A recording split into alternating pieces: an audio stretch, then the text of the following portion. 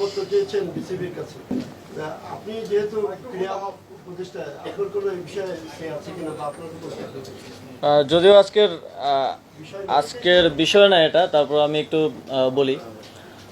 আর BCB এ বিষয়ে হয়তো একটা বক্তব্য দিয়েছে এবং রাষ্ট্রের জায়গা থেকে রাষ্ট্র প্রত্যেক নাগরিককেই নিরাপত্তা দিতে বাধ্য এবং সেটা আমরা তো অবশ্যই করব। এখানে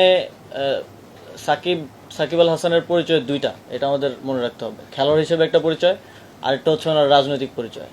উনি আওয়ামী লীগের প্যানেল থেকে একজন এমপি ইলেকশন করেছিলেন। তো মানুষের মধ্যে তো এই দুইটা নিয়েই মিশ্র প্রতিক্রিয়া আছে।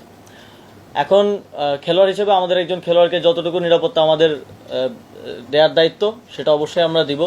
তিনি দেশে আসলে আমরা সেটা দিব এবং তার নামে যে মামলাটা হয়েছে, হত্যা মামলা, সেটার বিষয়ে আমরা ইতিমধ্যেই বলেছি, ইতিমধ্যে আইন মন্ত্রণালয়ও বলেছে যে সংশ্লিষ্টতা না থাকলে প্রাথমিকভাবেই নামটা বাদ দেওয়া হবে।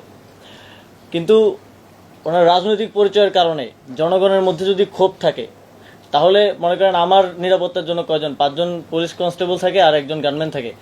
আমার উপরে যদি দেশের 16 কোটি জনগণের, লেটসে 10 কোটি জনগণের যদি ক্ষোভ থাকে, তাহলে এই 5-6 জন আমাকে কি নিরাপত্তা দিবে? আমারও তো সেক্ষেত্রে নিরাপত্তার সুযোগ নেই। তো সেক্ষেত্রে জনগণের যদি কোথাও ক্ষোভ থাকে, সেটাকে তো আমাকেই রিডিউস করতে হবে আমার কথা দিয়ে।